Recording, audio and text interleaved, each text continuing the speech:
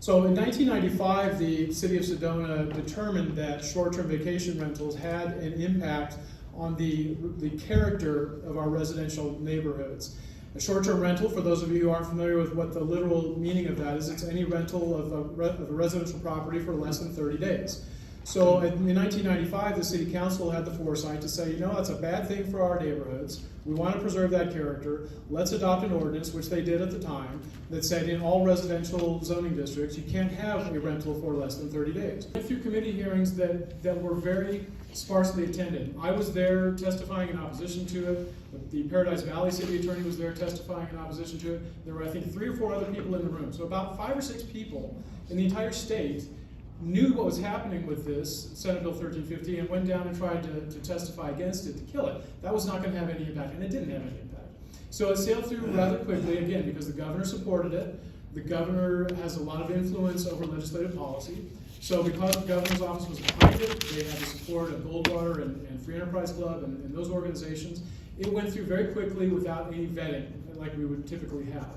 So now we're dealing with what the unintended consequences were from that bill. And I'm not suggesting that it was a completely bad bill. I don't know that there's a really strong argument that short-term vacation rentals are inappropriate in all circumstances in every community. I can't get behind that kind of a theory. I think that appropriately managed and handled, I think that there is a place for them in our community. The challenge that we've had with Senate Bill 1350 is none of those circumstances were considered. It was simply, we're going to give blanket authority for anybody to do whatever they want with short-term rentals within the residential neighborhoods. So, and we'll pick up the pieces later on and see how this whole thing plays out, which is what we're doing now. So, in an attempt to at least soften the blow, for lack of a better phrase, with the impact, the immediate impact, because we didn't know what that was going to be, we thought we should at least collect the appropriate sales tax revenue that was going to be generated. If these short-term rentals are going to operate like a hotel or a motel or a bed and breakfast, they should at least pay the same sales tax as those other organizations or entities are. So we did that. We came back the following year with Senate Bill 1382, which is one of the bullet points, that suggested just that the online lodging marketplace platforms, with the big ones, Airbnb, but we've got VRBO and HomeAway, the ones that you probably are familiar with, would be required to collect the sales tax on behalf of the property owners that they represent and remit that to the Department of Revenue to at least generate the same revenues that the hotels and motels were having to collect and pay. That was very effective. The model that we used for that, I should give some credit to the governor's office and Airbnb both, because there was a negotiated settlement when Senate Bill 1350 was adopted between the governor's office and Airbnb for them to do this voluntarily. Airbnb said, and we don't know what the market share for Airbnb is, we suspect that it is 50+% within the community, so it's a huge market share. So a lot of the revenues that would be generated through this tax collection would be coming through Airbnb, and they decided voluntarily to do this with at the request of the governor's office. So that's the model that we used for the development of Senate Bill 1382. Then Senator, now Representative John Kavanaugh, was a champion of that bill, and he has been a strong advocate for us over the last couple of years, and I think he will continue to be over this course of this next legislative session. One thing that I want to talk about because there was a question that Paul had put on a list that he suggested we might talk about, was whether or not licenses are required for short-term rental operations. And I have that on my list of things that I talk about when we give these presentations, because it's a significant issue for us. Because we were challenged. Sedona did require, when Senate Bill 1350 was implemented and we tried to put it in place, we required a business license for all short-term rental operators. We thought all other businesses have to have a license. Why not short-term rentals? Because it meets our definition of what a business is in our city code. The Goldwater Institute challenged that under a process. It was a different Senate bill which occurred in 2015 called 1487, which if you've read about some of the history that we've had with the Attorney General's Office over the past several years, we've been hit twice with complaints under the authority of that Senate bill. One of them was through the Goldwater Institute with a challenge to our business license requirement. The fact that it was a business license is not really so relevant, but the important thing to take away from that whole process was whether or not short-term rentals can or should be treated differently from residential rentals generally. So a residential rental meaning 30 days or more versus a short-term rental less than 30 days. I argued very, very vehemently that there has to be a difference. Short-term rentals are different from what we know as traditional residential rentals.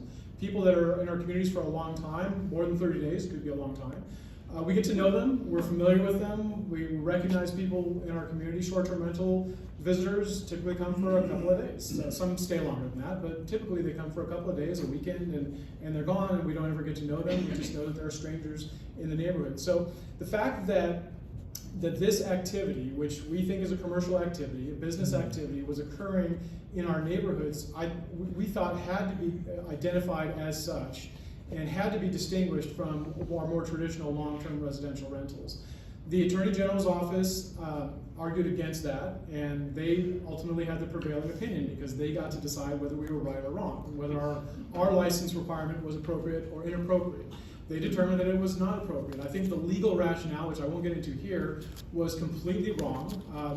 The vast majority of the city attorneys around the state agree with our position that there has to be this differential treatment. They're not the same, and the intricate legal principles on which the Attorney General relied in arriving at their opinion were ridiculous. They were not sustainable in my opinion. But again, I didn't get to have that prevailing opinion. The only way that we could challenge that any further was to risk losing half of our, what we call state shared revenue, which is a very significant amount of money every year, posting a huge bond and going to the Arizona Supreme Court, which was not something that we were fiscally in a position to do. And most communities of our size, when faced with the same situation, just don't have the resources to do it. So we rescinded our business license, we accepted the position of the Attorney General, and we moved on. And we tried to determine what other avenues were available to us to try and at least live with this situation as best as we could and adapt to it. That led this past year, again referencing Senator Kavanaugh, who is now a representative, a state representative. He sponsored this last bill, House Bill 2672, last year, which was primarily in response to problems that we don't believe exist here, and if they do exist, certainly not to the magnitude that they do in other communities like Fountain Hills and Paradise Valley, and that's these party houses.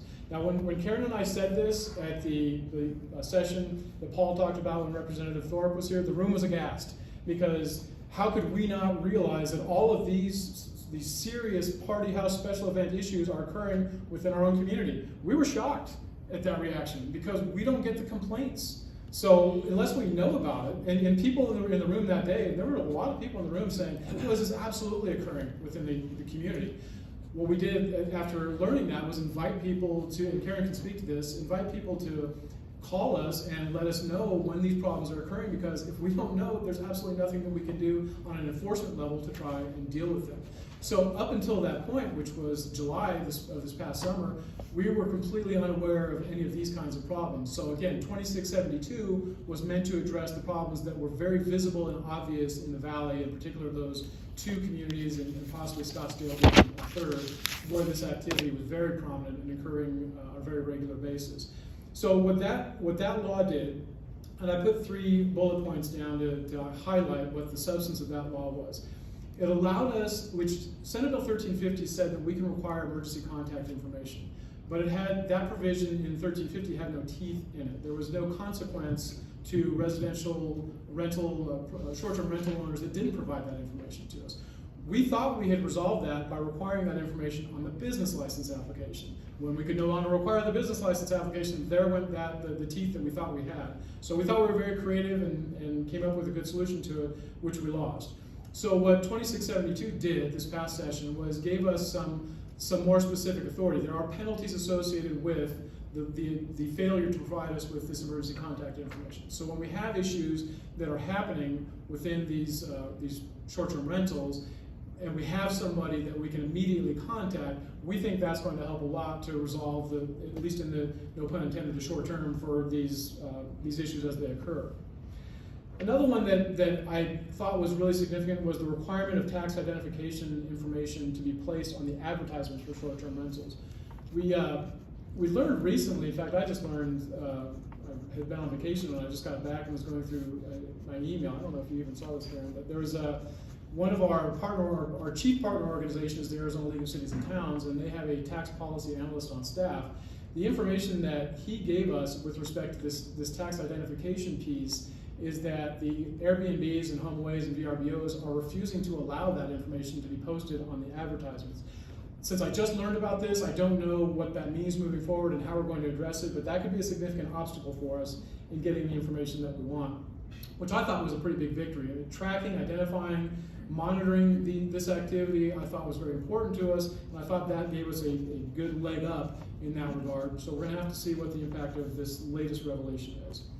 And then the violation, the last one on here is the violations. So once we have a violation that we have identified and prosecuted at the local level through our municipal court, we can then refer that verified violation, as it's called under the statute, to the Arizona Department of Revenue, and the Department of Revenue has some fine authority some very significant fining authority that they can apply for people who, specifically with the repeat violators of our local ordinance. So the new authority that we got from 2672 was good. It fell far short of where we want to be in trying to effectively regulate the activity.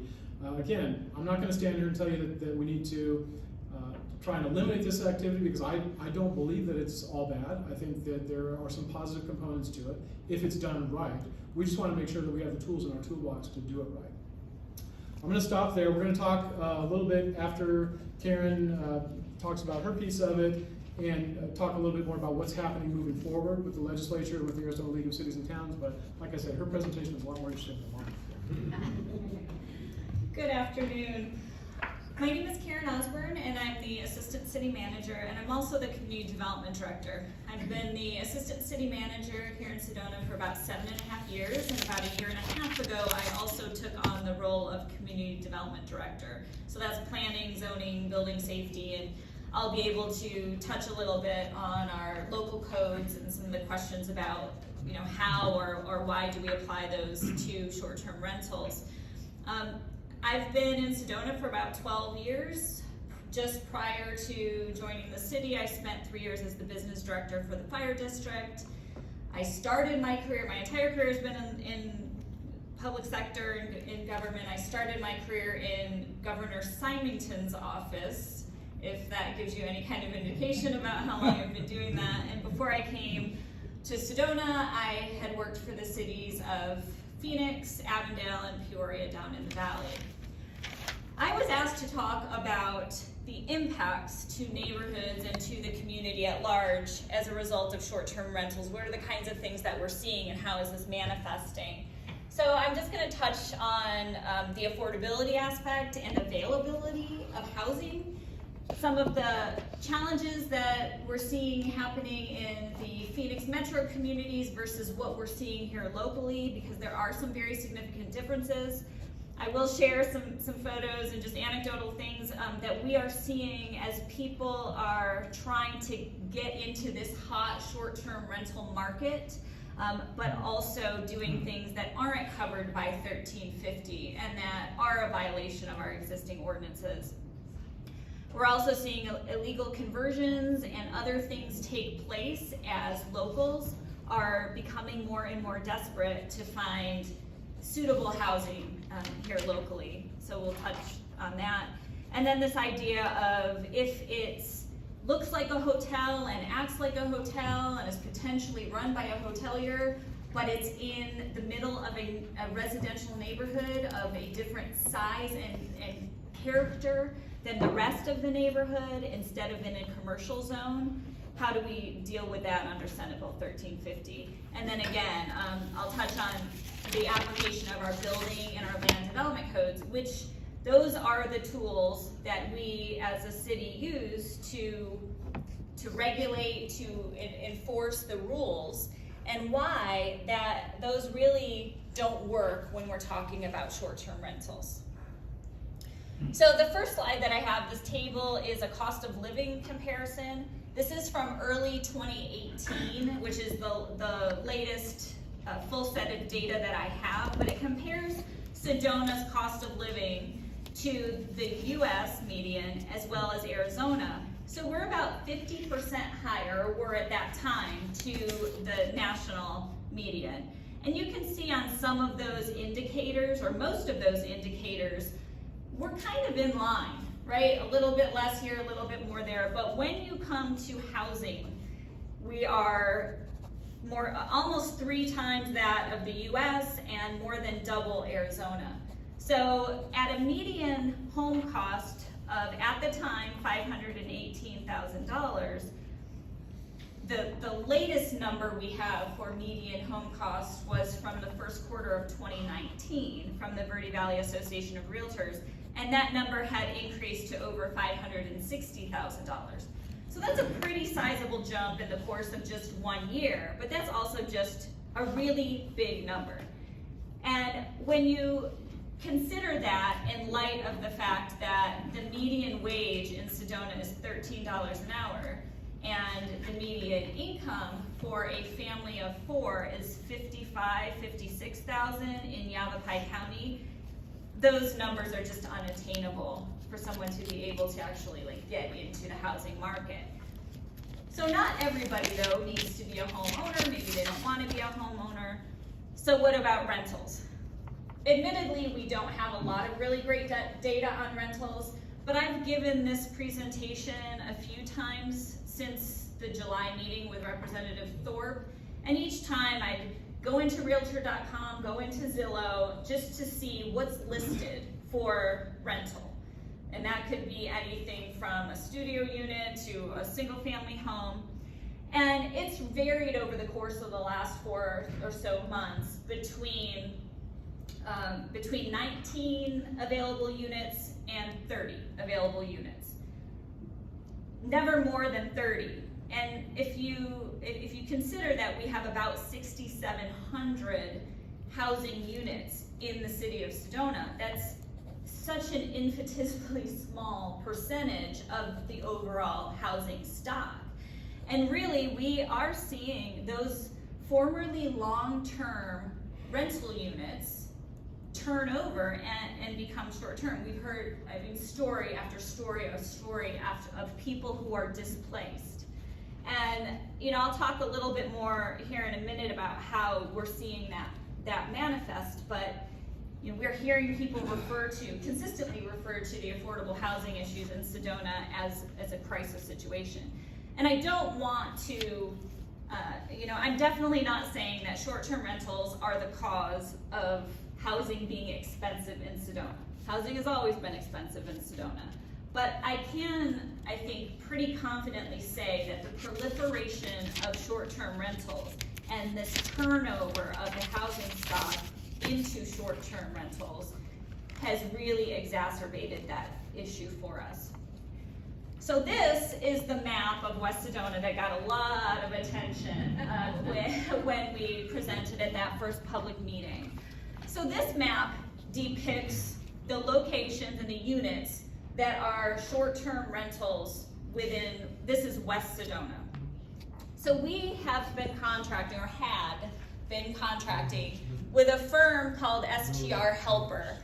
And we contract with them and they monitor and report to us on short-term rental activity. So they monitor all the online marketplaces and they identify and deduplicate listings, because a lot of people list on multiple sites, and then produce this map. So one of the criticisms of this map was that the city was manipulating it, embellishing it to make it the situation seem more dire than it is. And let me just tell you that this is a static map that comes out of the software given to us by STR Helper. It's not, we have no dynamic capabilities to manipulate the map, so the icons are the size of the icons.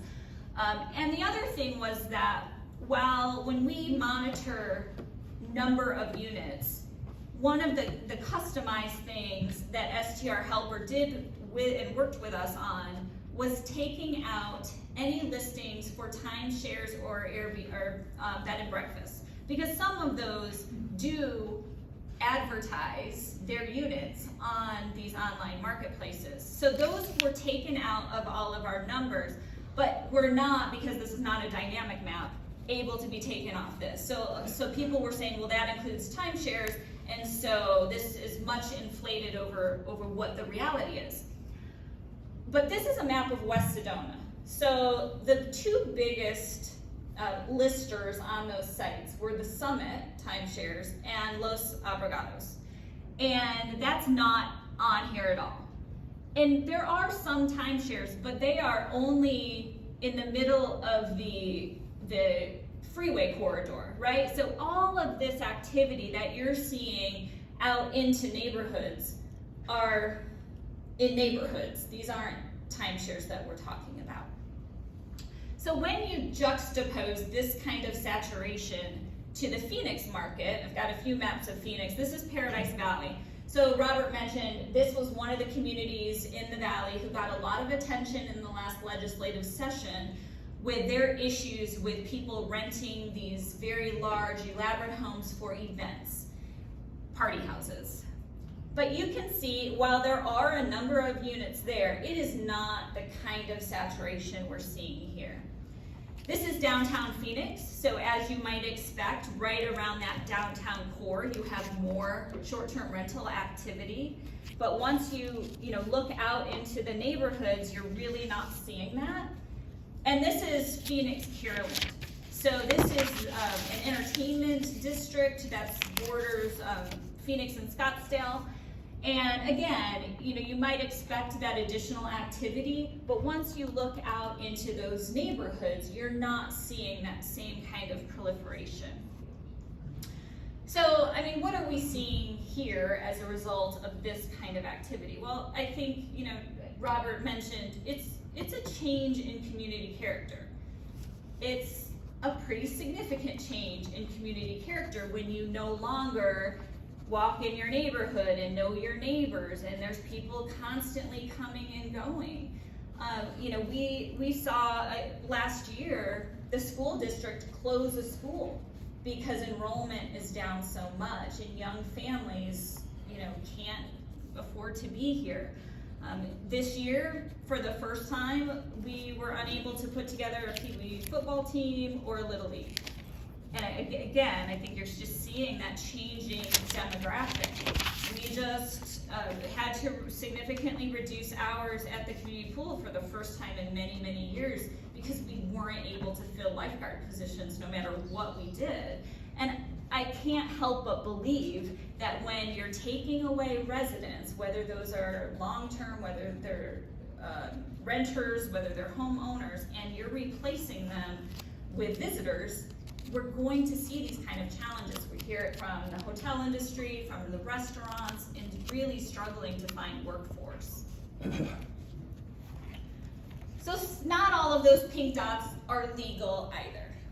So according to our zoning code, you can't live in an RV unless you're in an RV park. We are seeing RVs popping up all over. Driveways, side yards, you name it. And this is something that our code enforcement officers get on as soon as we hear about them, and but it's a little bit like whack-a-mole, right? You take care of one, another one pops up. So we're seeing these both being used for local workforce housing, but also for the short-term rentals. I think, here's cozy camper. This just means it's super, super tiny. Vintage RV, this looks really old, $100 a night, and looks like Eric is a super host. So, these things, there is a market for this, and people are taking advantage of that. Renting camping gear, we're seeing that. Search for UFOs and rent a tent. This is literally a plastic bubble on someone's deck. This, again, was something code enforcement did respond to, but $100 a night. Yeah, this is not a legal habitable structure. This is not within the city limits. This is actually in unincorporated Yavapai County, but this is a cave. And not only is this a cave that's in a floodway. Not a floodplain. It's in a floodway. It's in the bed of a body of water. So, I mean, to me, this is just frightening. And that's $170 a night. This appears to be a barrel on the side of a cliff. And those same Yavapai County officials tell me that this actually sits above the cave. Same owners, same providers. This was something that popped up here a few months ago. Someone found a vacant piece of land, some entrepreneurial person who identified a need, rented this piece of land, and basically set up an RV park. And this was both accommodating local bike shop seasonal workers who were setting these up there, but also some of these were being listed on Airbnb. And that's actually how we ended up finding it. Again, this is illegal. This was shut down. But you also kind of feel for the people who are just trying to find a place to stay. And it's hard to see in that photo, but not only did they put the portage on there, but they actually have extension cords running to that power pole to the various RVs. So I guess, necessity is the mother of invention, I suppose. So some of the other things, I don't have photos, but would like to talk to a few points. We are seeing a ton of illegal conversions. People both taking single family homes and carving them up into separate units that they can rent. A ton of garage conversions.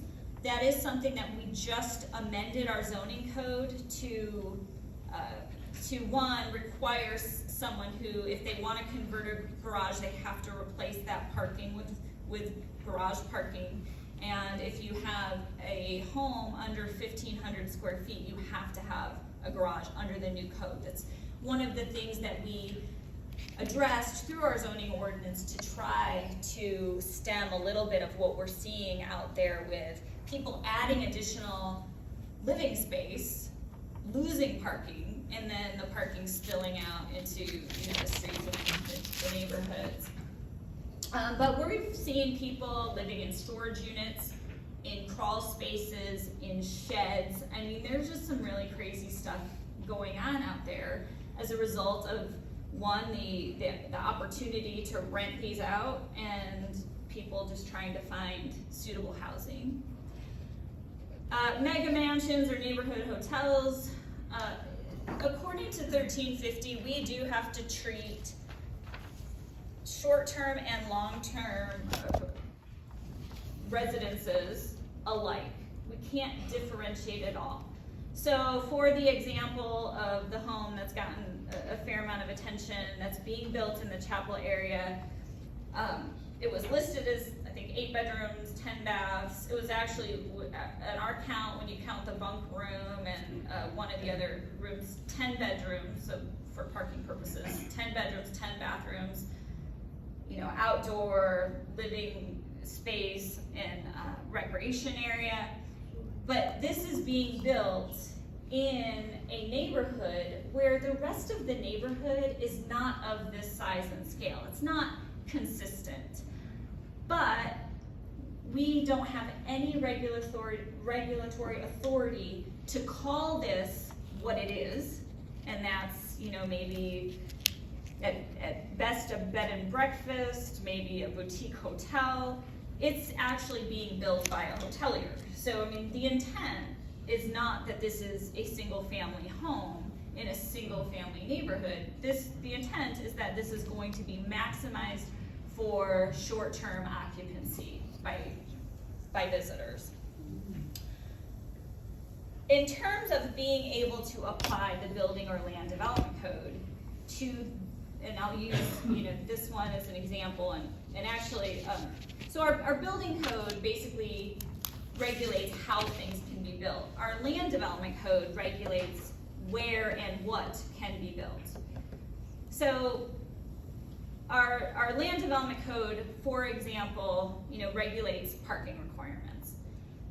We had one of our former commissioners who, not too long ago, he and his wife decided that they were going to relocate out of Sedona, put their house on the market, a short-term rental, basically business out of state business, bought that in order to convert it to a short-term rental. It was formerly, I think, 3 or 4 bedroom and 3 bath.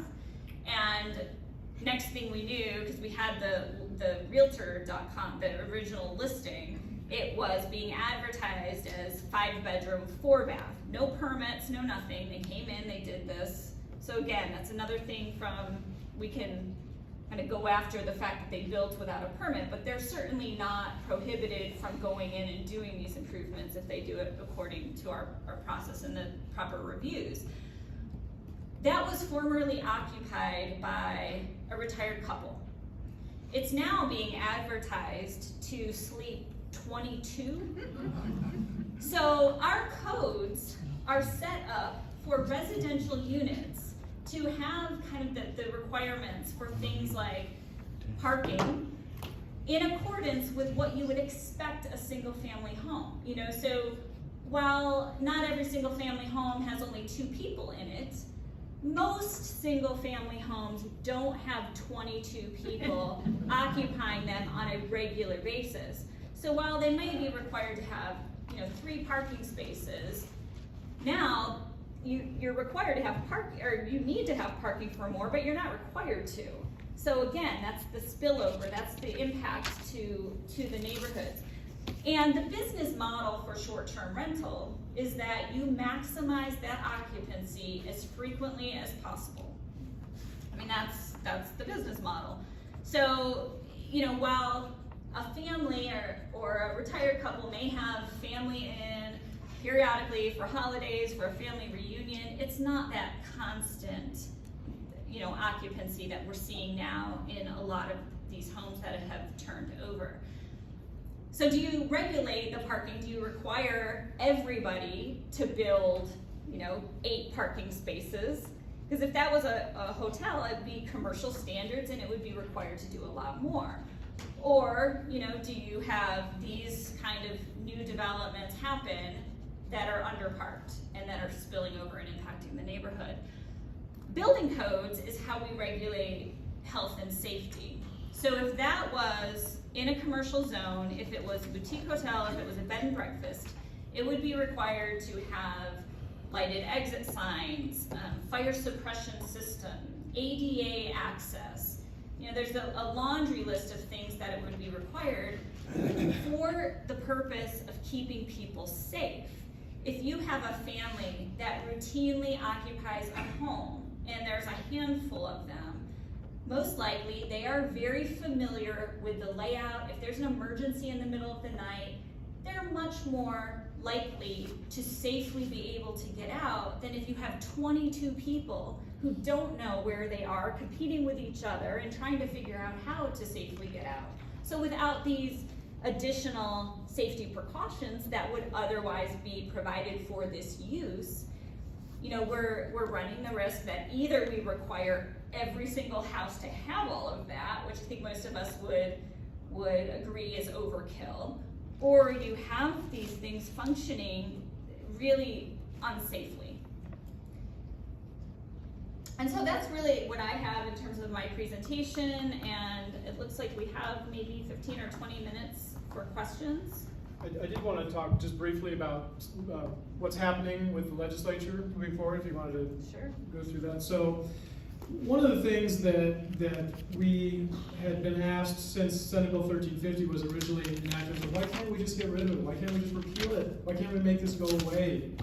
Well, that's not going to happen for a couple of reasons. One is that at a policy level, as I said before, this was a bill and a policy that was very much supported by the governor's office and his administration, by a majority of the legislators.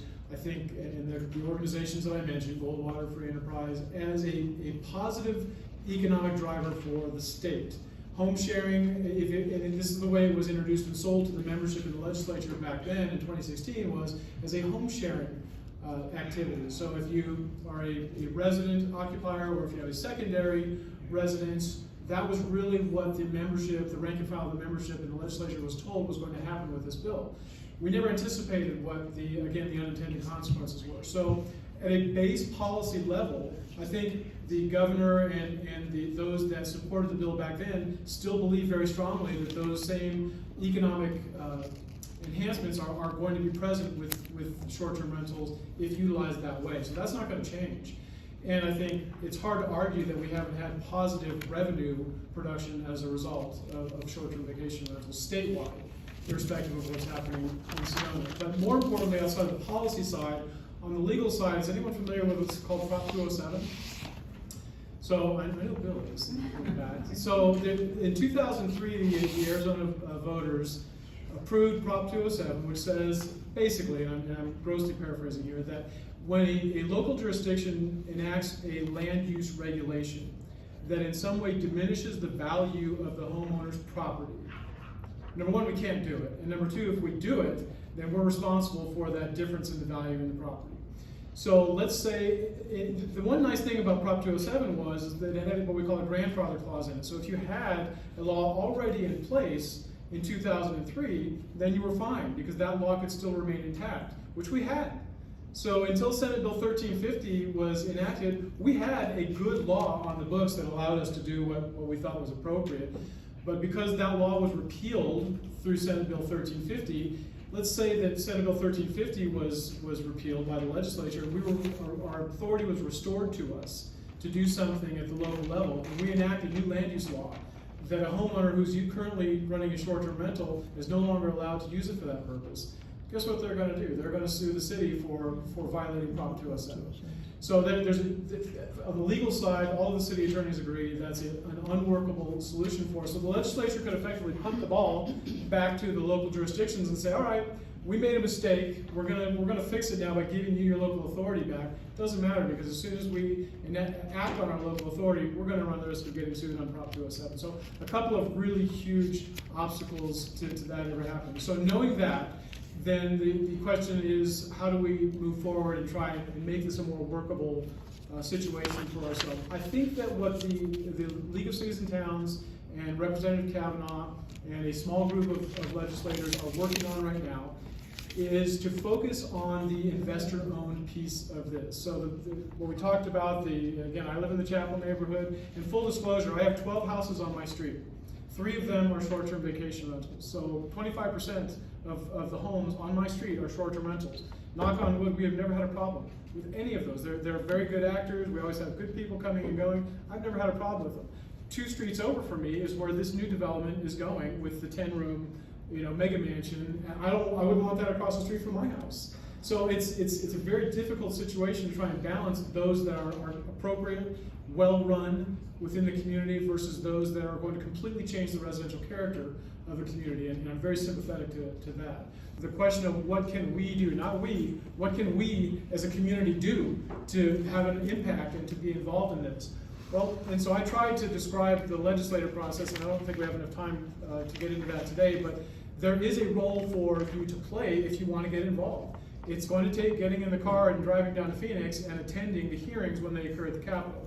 And we've had people that we talked with in July that have taken advantage of that. There's a subcommittee, an ad hoc subcommittee of the legislature that has been meeting. They've met once. They've got 2 more meetings scheduled. They have not identified the second date. The first date was October 30th, I believe. The first meeting was to talk about the impact of the special events and the party houses and the reason that 2672 was enacted. The second meeting, which I think is very significant for Sedona, is to talk about the affordable housing type impacts, the ancillary impacts that are not quite as obvious as some of the impacts that we can observe and see. That when that meeting takes place, we'll try and get the word out to the community that you have an opportunity to go down, to tell your story, to express your position, whatever your opinion is, to the legislators, and they will listen. What we know from legislators, and I've been doing this for a long time, and what I know from my history of working with legislators is they want to hear from staff. I can go down and testify all day long, and they'll say, thank you very much, Mr. Attorney, you're getting paid to be here and stand here and say this. When the residents come down and invest their time to express themselves, and especially when there's a level of passion which we know exists, that has an impact on the legislators. That's what they want to hear. You're the people whose votes they're vying for. And so they want to hear what you have to say, and they will listen to what you have to say. So if you have questions about that, we can maybe talk about this offline if you want to contact us. If you want to find ways to engage in that process, we will help facilitate that for you. So that when these opportunities come up, you can be aware of them, and you can at least, if you have the ability, go down and express yourself. So we're hopeful that there's going to be some movement this next session. But again, whether or not the dialogue results in a bill that is signed by the governor is anybody's best guess at this point. I don't know if you want to add something. Yeah, I think I just want to add, in terms of the 2672, so Robert mentioned that our new authorities under 2672 are to collect emergency contact information, and then there's that little TPT provision that I don't think anyone's quite worked out yet on how that would be enforced. But so what we're working on right now, I mentioned that we had contracted with the firm STR Helper. So several months ago, they informed us that they had been purchased by another software company, and that software company was not willing to do the customization that I was talking about that STR Helper was willing to do. So we have been working on going back out to the market and looking at other software vendors that, one, can help us track this data, tell us where are these things located and how many are we dealing with, but also that to have a system to where we can, through their portal and their software, put out to the community that they are able to go to this site, register their emergency contact information, and then they have all the data together in order to reconcile, where are the short-term rentals, who has complied, so that we can, send reminder letters and do what we need to do to make sure that we're getting as much compliance as we can out of that requirement. The other thing Robert also mentioned earlier was this sense that we don't really have a good idea about some of these neighborhood nuisance issue impacts. And so one, right now, call code enforcement, call the PD non-emergency number if you're having issues with noise or lighting or whatever is in our current codes. But what we'll be able to do now with this new tool is actually have like a one-stop shop where we can capture these complaints. We'll have a process for not only addressing them, but being able to collect the data that we need when we go to the legislature and talk about these kinds of impacts.